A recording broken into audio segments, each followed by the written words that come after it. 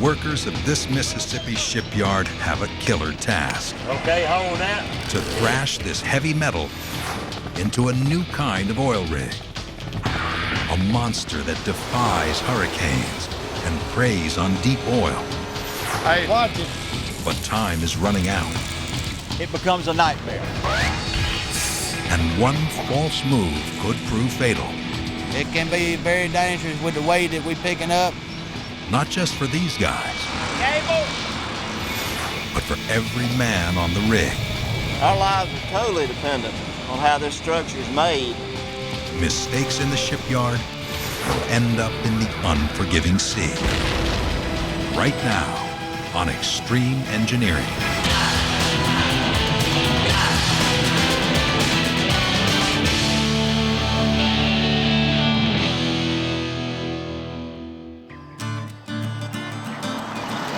"6 a.m., Vicksburg, Mississippi.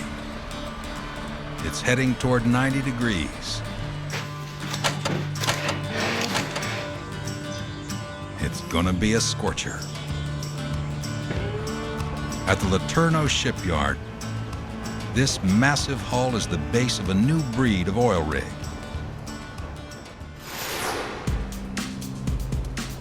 Monsters like this jackup rig are the workhorses of the oil world.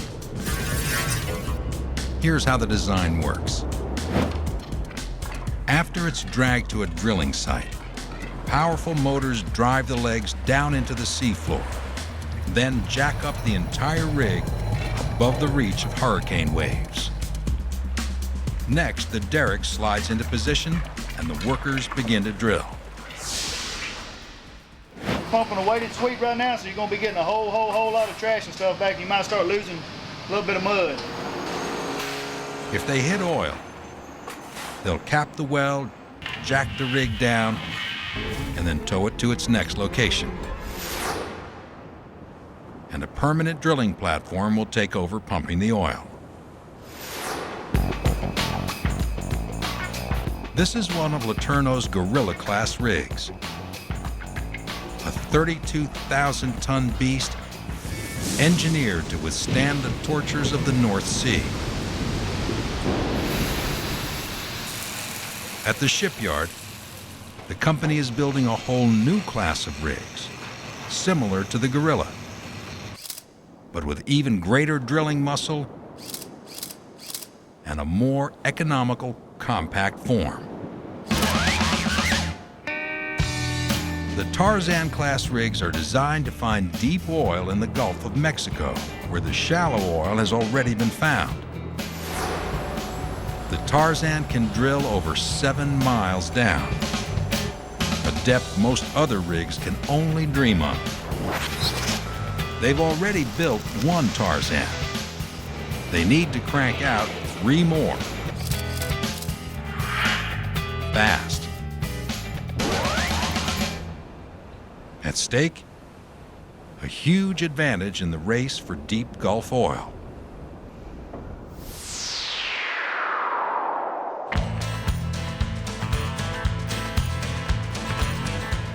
It's production manager Bodie Massey's job to build the second Tarzan. Pull on it over there, Vernon. Pull on it. And time is running out. Coming down. Bodie and his team have just 10 months to turn these thousands of huge pieces Get out there. into a lean, mean drilling machine.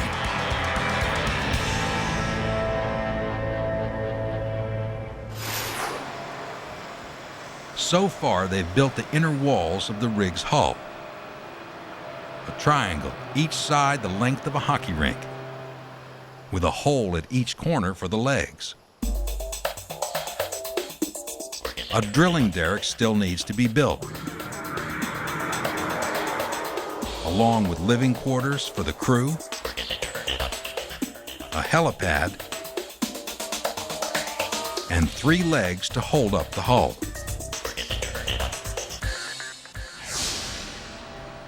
Tarzan rigs can earn $100,000 a day. But as long as the rig is unfinished, it isn't making money, it's costing money. The first Tarzan came in at $110 million. The cost of 2 Boeing 737s. Bodie's under orders to nail this one for $20 million less. Oh, you got to go to the other side, Roosevelt. Carry them to the other side. To stay on budget, Bodie's got to stay on schedule. Different things can get you behind, not having the materials, not having drawings on time. Also, weather has some condition on us. If we start falling behind, you can get into trouble real quick. Hey, Mac. It's tough to make a jack-up rig, but it's even tougher to move one. Once we get the rig in complete condition, we use its legs and mechanical jacking units to walk it into the Mississippi River.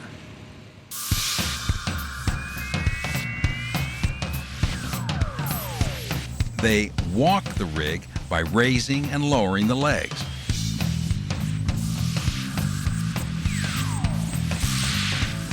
And sliding the hull on huge mounds of dirt, about 100 feet a day.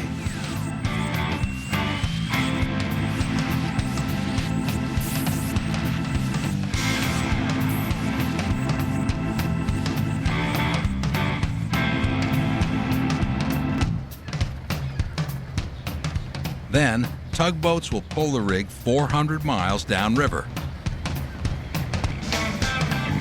where workers will attach the drilling derrick, add on more sections to the legs, and tow it out into the Gulf above a likely oil deposit.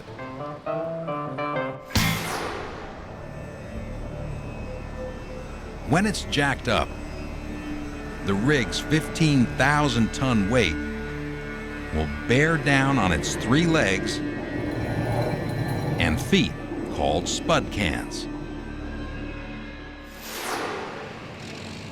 And completing one of the new Tarzan's spud cans, all 250 tons of it, is at the top of Bodie's to-do list.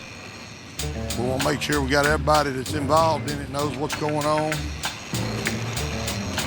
Once they finish building it, they'll try to lift it into this hole in the hull, where a leg will be assembled on top of it. But lifting and placing spud cans are the heaviest and most dangerous maneuvers of the entire build.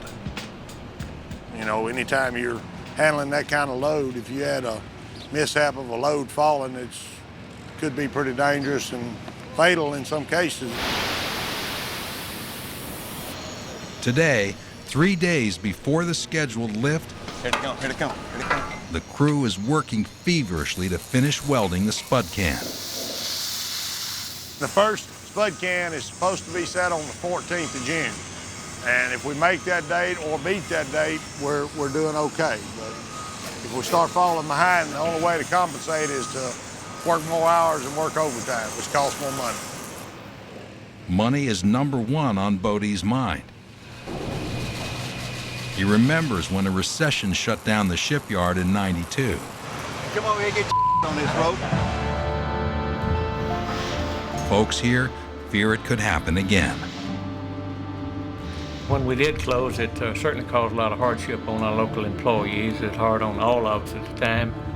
A lot of us had 30-something years with the company. When I heard that we were getting laid off, it was a blow because I'd never been without a job.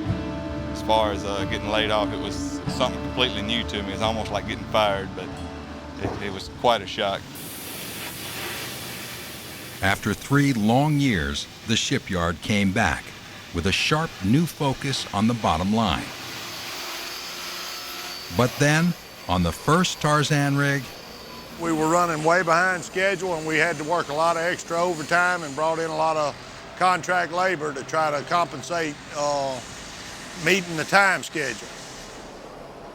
so Bodie needs to cut millions of dollars off this rig's bottom line. Hey, John. Production manager Bodie Massey is one heck of a general, and he came up through the ranks. I've been working here 23 years, and I welded right beside a lot of these guys. What's going on, Earl? And I know their wives, their kids, we're like a family. Nah, you won't hurt it. I won't hurt it. You doing all right? I'm doing pretty good. Good. This spud can lift is going to be his biggest challenge so far on this build. Maybe we're going to have to go 36 foot to have 2 more outlets. Everything seems to be running according to plan. Until... Hello. Yeah, what's going on, Larry? an emergency in the Gulf of Mexico has shut down drilling on one of their rigs. And only Bodie can fix it. All right, well, let me start getting something going. All right, bye. Got a problem, a mechanical problem that we've had one prior, and it's got production shut down. And he's asked that myself come out to look at the problem, see if I can fix it. Aren't you needed here? Well, I am, but there's times that I have to go. Bodie's absence is not good news. He's going to be missed. This is his yard. These are his people. And it just means that all of the supervisors, all of the various supervisors he has, just have to pick it up a notch. They just have to step up a little bit. Someone has to direct the spud can lift.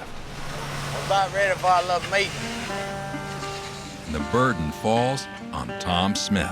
One set up for the air tugger. Roy, you watch them. I got different ones I need. He's never headed up a lift like this before, but he's a 20-year veteran of the yard. Need you on standby to go up, maybe unhang it off of a wall. Tom's a man of few words. Everything went good, so, yeah. If Tom's nervous, he's not showing it.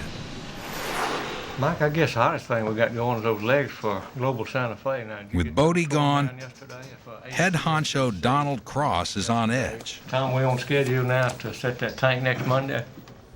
If the weather permitting, we'll be ready, move it and get it ready for Monday, but I don't know what the weather, I hadn't seen the weather forecast. Well, I just brought the weather up on the computer back there, and it doesn't look good. It's pretty nasty looking. A lot of rain anyway. Looks like Tom's in for some sleepless nights.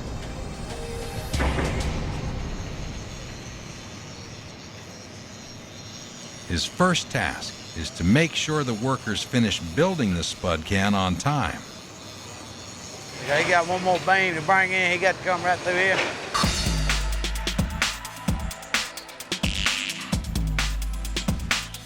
Aside from the tight schedule, Tom's worried about the storm heading toward Vicksburg. And then there's... The mosquitoes around here, they get pretty bad. They big ones, little ones, and when they go to biting, they can leave webs on you pretty good, especially down here by the Mississippi River. But right now, their worst enemy is the heat. Out here, it's 90 degrees. Inside the spud can, temperatures can hit 140. Sometimes it can get unbearably hot in there. You have to come out, get cooled off, go back in, work as long as you can. After 8 weeks of welding, the interior is done. Now they've got to put the lid on it. Well, there's a segment of the spud can top that is rigged up that's hanging right here. And we're fixing to pick it up and lay it in place and start fitting it in and trimming it in. In his off hours, project manager Hugh Smith's a cowboy with a stable full of horses. So roping a 3-ton piece of the roof should be no problem for him and his crew. But Run out of fuel.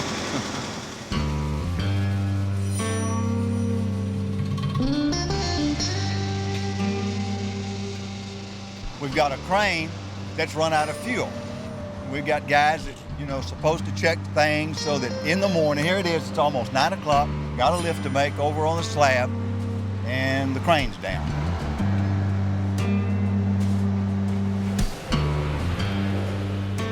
Finally, the tank is full.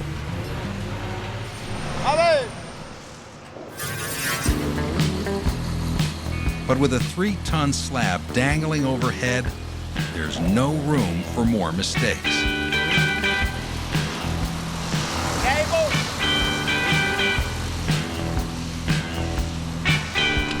Hey, Matt, got a little malfunction going on. We're twisted. Hey, he said set it back down.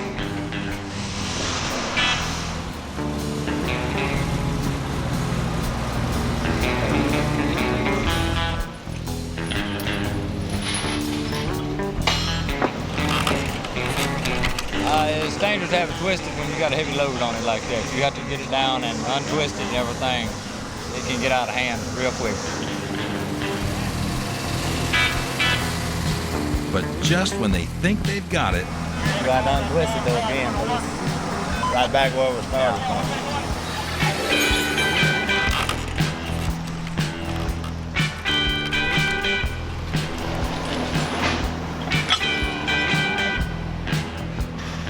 finally the load is airborne.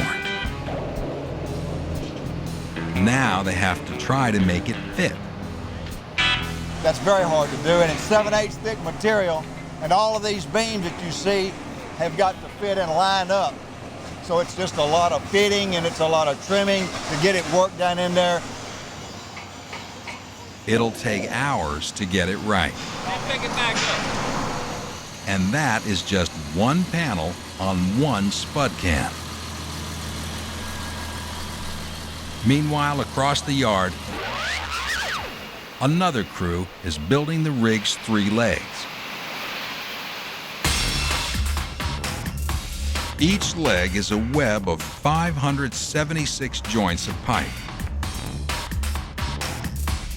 The entire weight of the rig rests on its legs.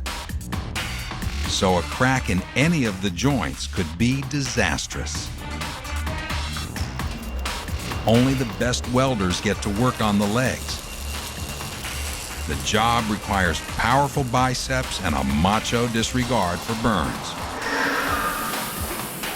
But getting it right sometimes takes a woman's touch. Hold up. I've never been in front of a camera before, I don't know. Okay, it's a lot of weight that has to go on these legs, and they have to have a good weld. I mean, I don't want to be out there with a bad weld. It's hot, dangerous work with nowhere to hide from the spray of sparks. Well, you can look at this shirt and tell I done got burned a few times. Yeah, and when you do get burned, it do hurt. Don't think it don't hurt. It really hurts. And it's severe, but you shake it off and keep on going. They attach each leg piece to the structure like a massive erector set.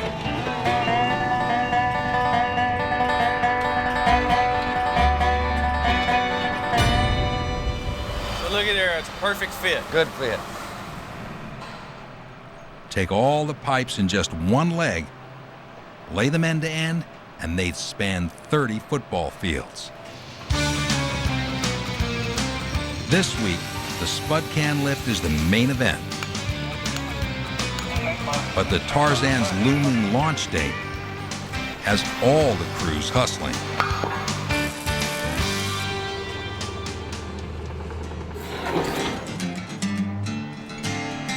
This structure is one wall of the living quarters. The future home to dozens of drillers, roughnecks, and roustabouts. It may be hard to believe, but this is going to be the quarters building for the rig when it's operating offshore. It's got a full galley and mess room for feeding all these people. It's got recreation room, offices, control room, and cabins to house all these people. We're gonna cut a piece of pipe Then glue it up. It's a little different from residential. To Chief Engineer Mike Dowdy, each part of this raw space has meaning. This will be the galley and storeroom. The mess room is through here. Well, now you can smell the welding process going on. When you get to offshore, it'll smell like fried fish and steaks and baked potatoes.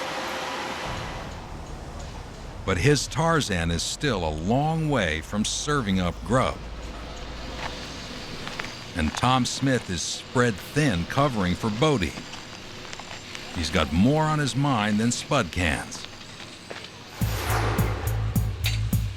Like this piece of the hull's inner wall, the last line of defense in a collision with a ship.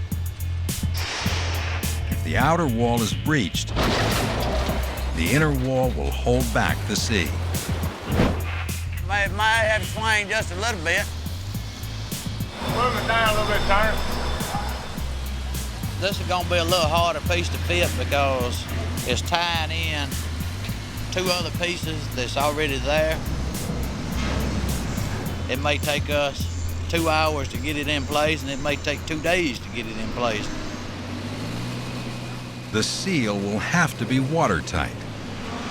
Hey, Clem, rig up something on that end and pick that end up and make it, pick this whole wall up? Yeah, make it level up and it'll come in here easier.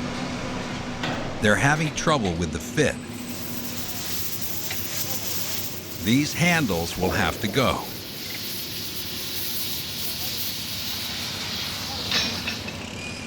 More adjusting and readjusting, My toy line over here too. inch by inch.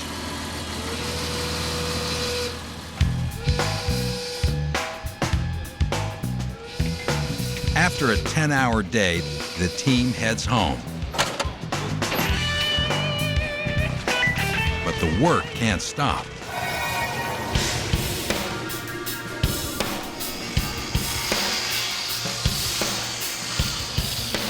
The night crew will keep the torches burning until nearly dawn.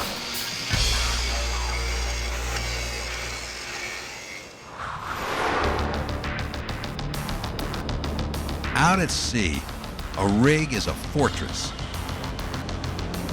surrounded by sharks and barracuda, assaulted by hurricanes, and vulnerable to fire. The rig itself is a tangled mass of smoldering steel this morning, split down the middle by the powerful explosion. Lives literally depend on how well the rig is constructed.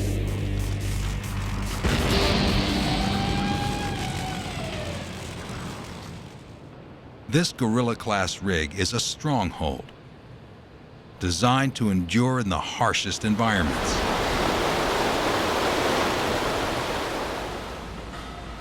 A 32,000-ton monster that can hunt down oil 7 miles below the seafloor. You ready to drill? All right. Go ahead and rotate. Everyone on the rig is there to support this single activity. A tungsten carbide drill searching below the seabed for black gold. The drill churns up gravel and sand, which is jettisoned back into the sea, leaving a long white trail. Okay, look, we're pumping a weighted sweep right now. Until they hit oil, they will work 24 hours a day, 7 days a week. Up to 120 of them, all working and sleeping here. 10:30, man. 10:30, wake up, dog. And every day begins with a visit from little Joe Odom. 10:30, my man. Well, he's not fully dressed, so. You're not filming these guys in their shorts, are you? Nope. 10:30, my man. 10:30. All right. 10:30 may sound like a late start, but these men won't get off until midnight.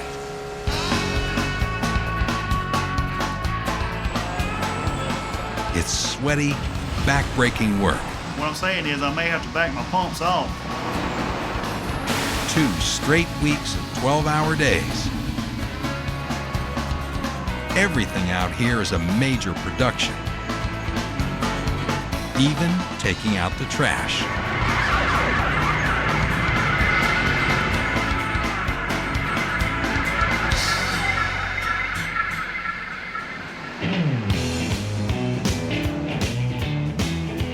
But there are compensations. Get good money, got the 2 weeks off, do what you want. Most people only have 2 weeks vacation a year. We get it every month. And there's the 4-star food. We have steak, french fry, barbecue chicken. We have cheese sauce, we have mushrooms, we have sauteed onions. Plus we have the full salad bar. Always stop. The steaks are grilled to order. Thank you, sir. Because the last thing the company wants is a mutiny over lousy grub.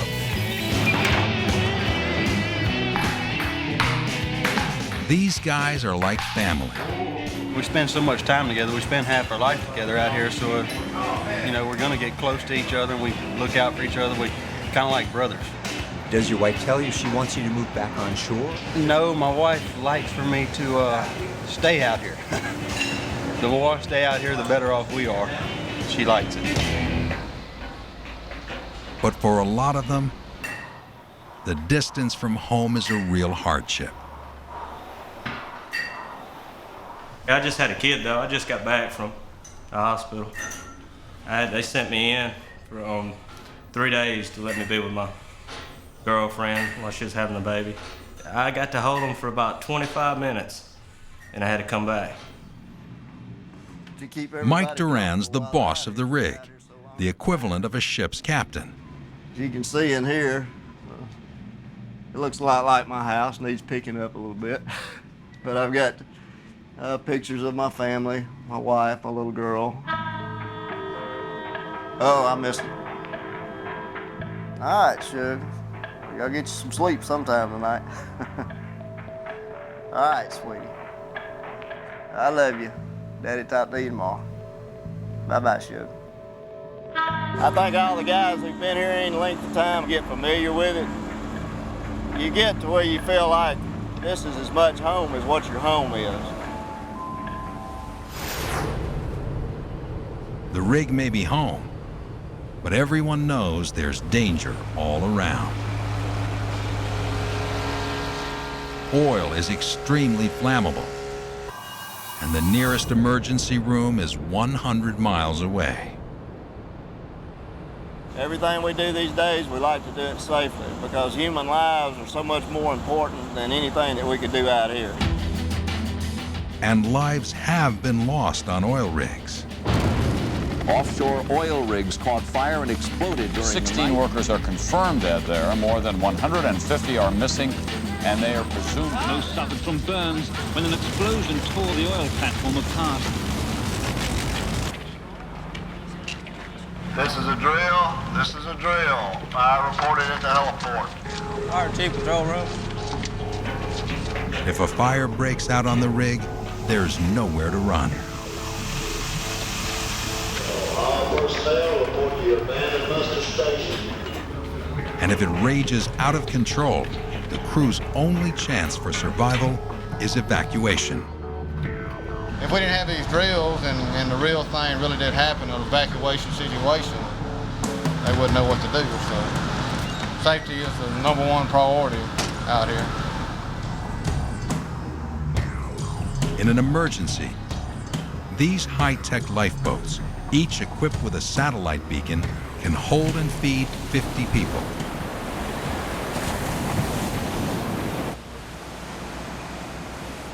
But the best defense is the rig's construction. Our lives are totally dependent on how this structure is made.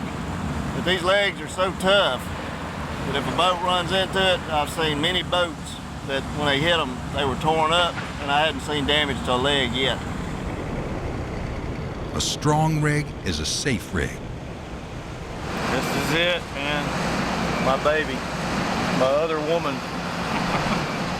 Designing strong rigs is the job of Chief Engineer Mike Dowdy.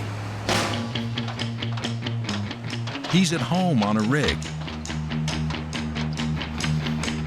but his real home is on land with his engineers. I think we relocated this access hole too. I believe we Thousands of lives depend on their calculations. Structure during the course of the project. So let's take a look at the 250-foot water depth case. All right, I got this one set up to be about a 50-foot The team wave. subjects a virtual Tarzan to a virtual storm. The geometry of your model is accurate and the stiffness of the hull to leg connections. They're analyzing the effects of a 40-foot wave. So that's what it's going to look like. They've designed the rig to sway in a high wind, just like a skyscraper. Just be able to show you some joint deflections here. This is exaggerated. I've got a scale factor of 35. Yeah, that's great. It's better to bend than to break. Back in the shipyard, the engineer's equations dictate the thickness of the steel for the hull, which grade of steel to use, and how to build a leg that won't buckle.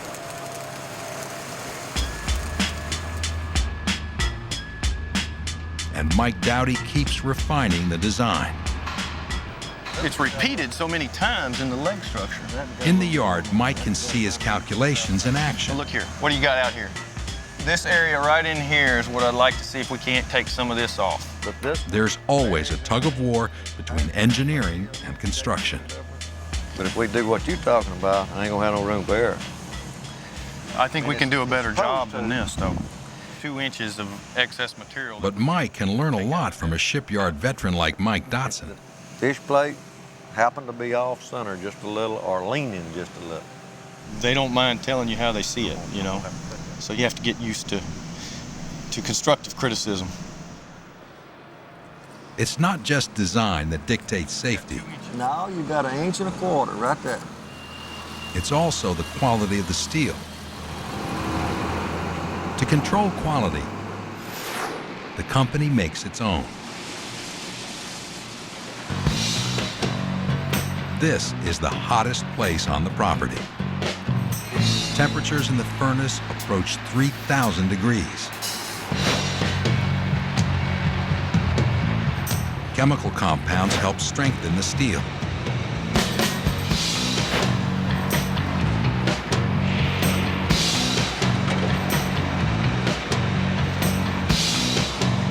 This 27-ton ingot is being pressed into a plate of steel just 6 inches thick.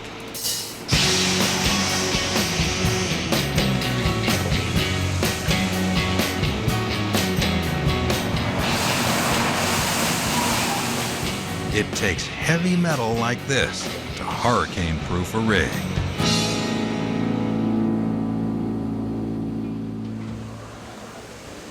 The thousands of plates required to make a rig are cut with a 2,800-degree torch. This is the cut shop, and all of the parts that go into the components of the rig are originated in this shop, and they're cut here. If it's not right here, if it's not cut properly here, if the material analysis is not right here, then when it gets into the yard, onto the slab, into the spud can, it becomes a nightmare. And that's just what these guys don't need, especially as Tom prepares to take on the most dangerous lift.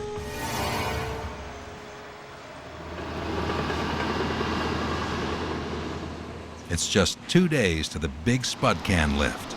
You can go around that way, but put it on a very... Bodie Massey is still away, and the pressure is getting to Tom. Hey, y'all come down the ladder where you can pull on it. There's that storm heading straight for Vicksburg. Sun's shining right at the moment, but it could come up a cloud and go to raining. Tom wants to clean and prep the spud can before the storm hits.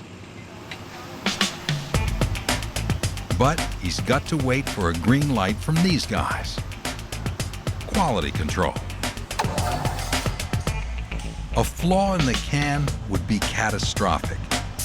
As one of the Tarzan's 3 feet, it will bear more than 3,000 tons. That's the weight of 160 Sherman tanks. First, they dust the welds with metallic powder. Running a magnet over the powder makes it gather at gaps in the welds, revealing any surface cracks. To find cracks below the surface, they need the ultrasonic testing graph. It's an ultrasound check similar to sonar where, it sends a sound out and it picks up a defect and it sends it back. If there are cracks, the QC team will hunt them down. They'll inspect every single weld on the rig, and there are literally millions of them. So this weld is acceptable. It is good. It takes hours, but the QC team finally gives its okay. Tom's crew starts tearing everything they no longer need off the top of the spud can.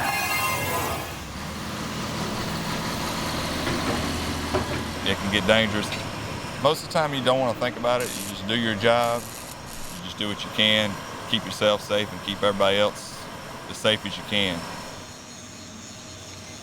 They're 30 feet off the ground. A fall from here could kill a man. Y'all ready? Tom's plan is to lift the spud can off its support braces and lower it to the riverbank so they can clean the bottom before lifting it into the hull. Skeeter got some help on that side? First, they've got to tie the can to the cable of a towering crane. Okay, Thomas, let's start easing back down. The can weighs more than a 747. Ease over this other side. If the rigging isn't right, the spud can could turn into a widowmaker real fast. It can be very dangerous with the weight that we're picking up, and we do it careful. We take our time, don't get in no hurry with what I want to live like this.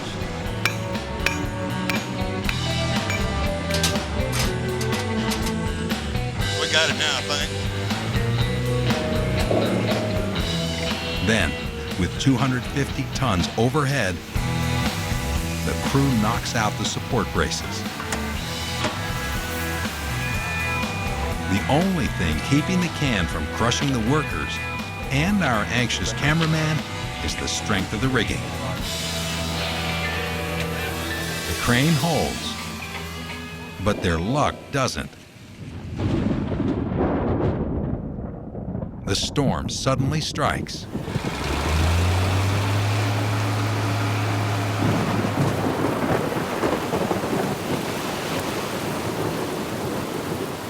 Tom has no choice but to scrap the lift for today,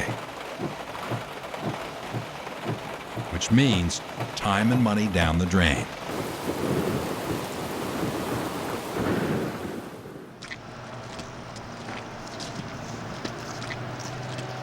By the next morning, the storm has passed.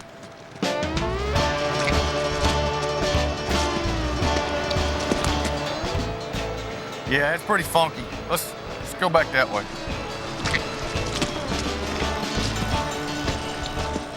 Dusty one day and muddy the next.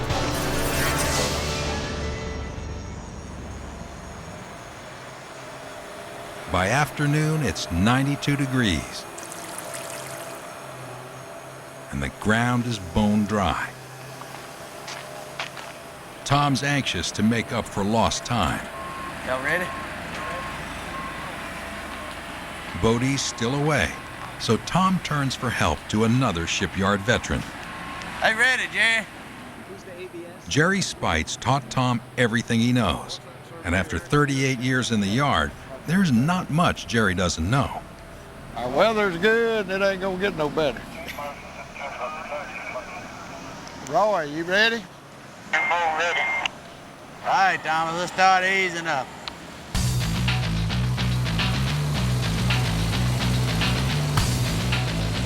At its widest, the spud can covers more than 1,300 square feet. Slow and easy to the right.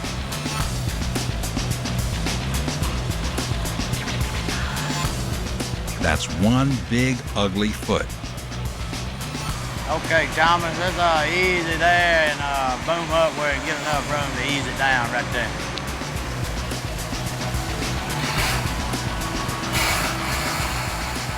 We need to come back this way a little bit. Right, we're good right here. We come down on it.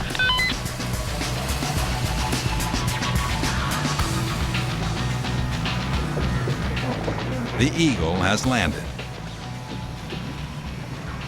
Our crane operator made another beautiful lift. Did y'all witness?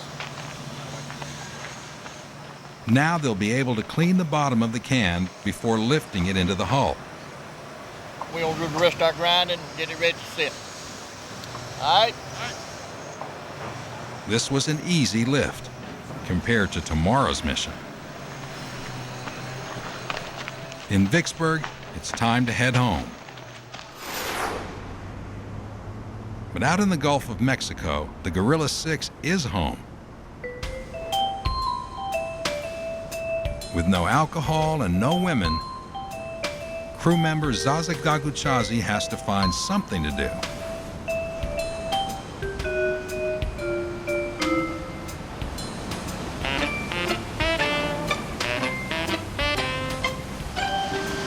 It looks like no fish today. Catching anything? Today.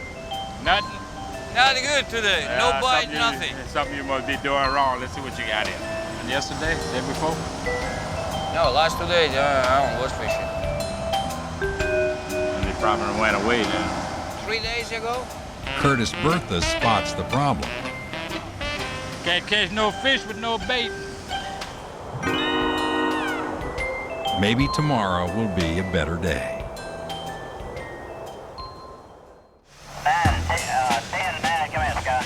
Spanky!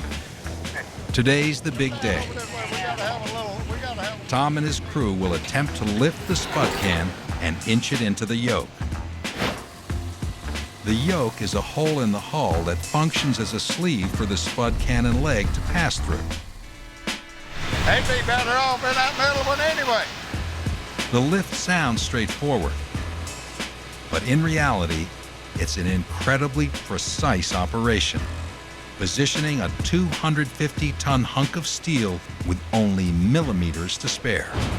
There's 3 sets of guides on the inside of that yoke, and it's real important that that can, when we start dropping that spud can down, that it lines up inside of all of those guides. We're going to have it. Do we need that one? Put them in that one. Tom Smith is willing to admit he's worried. It'll make you nervous when you're picking up 500,000 pounds. Come in, Thomas. Now Tom has to rely on crane operator Thomas Richardson. Well, I do get nervous every now and then when, especially when you have to take the crane to its limit. Anytime I pick something up, I got somebody's life in my hand. With 15 years of heavy lifting under his belt, he's the best man for the job. It's a 529,000-pound lift, and this crane has got an excessive amount of capacity for this lift. However, as is always the case on any lift, there are always issues that are unforeseen and things could occur. All right, we're getting ready to make this lift here. Tom goes over the battle plan. All right, we're gonna be careful. We're gonna take our time.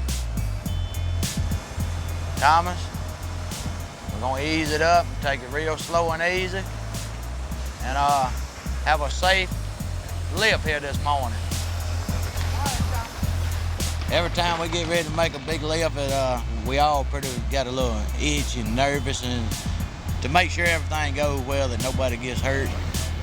Including the camera crew.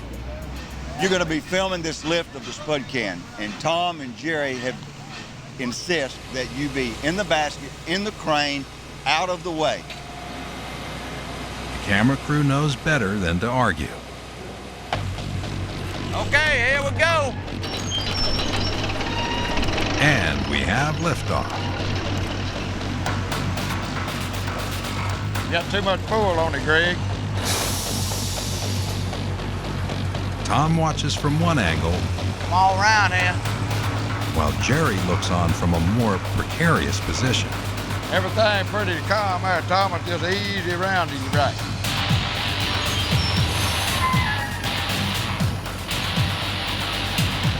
Getting close there, Thomas. Just a little bit further.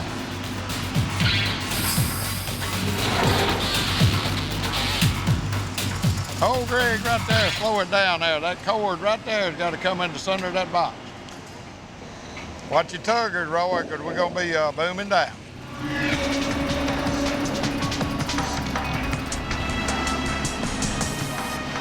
Thomas, easy to the right, just a little bit. Yeah, it looks like you need to boom up over here. Let's just hold what we got just a minute. Let me rock it one thing to the left. Okay, Thomas, easy right just a little bit.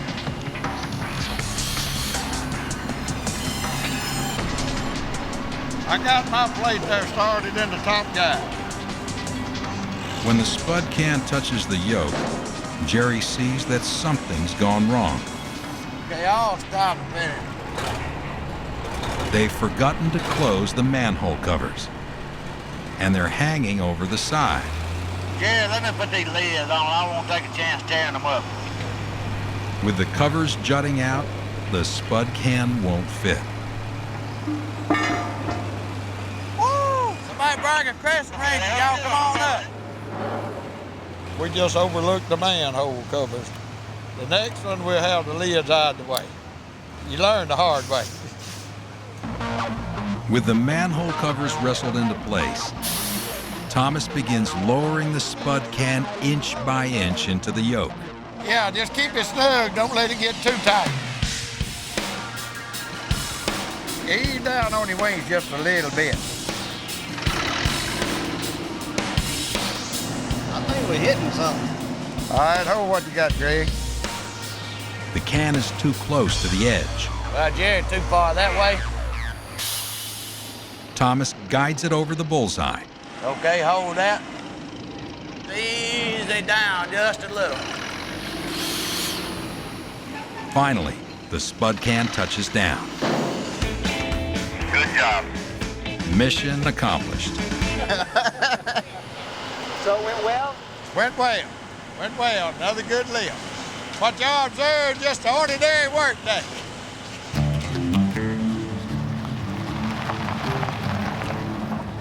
The next day, Bodie returns from the Gulf of Mexico. Successful job, yeah. Yeah, got the rig back up and running, and they went back to drilling. Every day there's fires that have to be put out. 30 to 26. Come in, Tom. Bodie's pleased with Tom's work, but he's ready to take charge again. Let's do it, guys. Tom, go ahead and hook that. They'll need 2 cranes and a lot of muscle to heave this leg piece on top of the spud can. Pull on it over there, Vernon. Pull on. This giant skeleton is only one of 49 pieces that will make up a leg. Bobby, you probably won't let it turn a little, don't you? Ease up on your hook and boom down.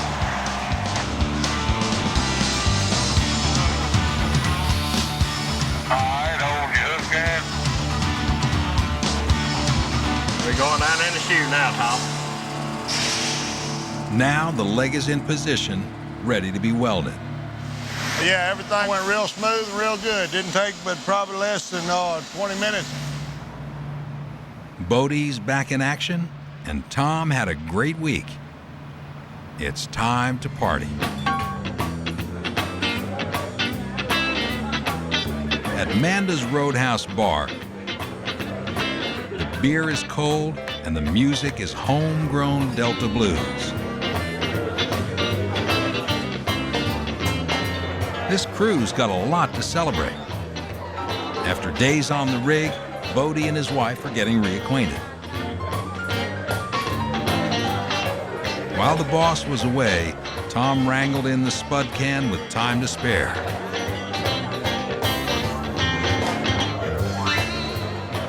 Tom did Bodie proud.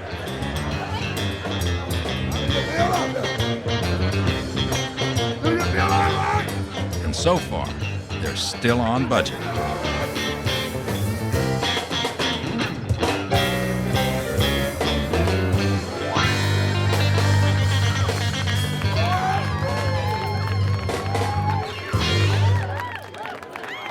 If that ain't the blues, I don't know what is.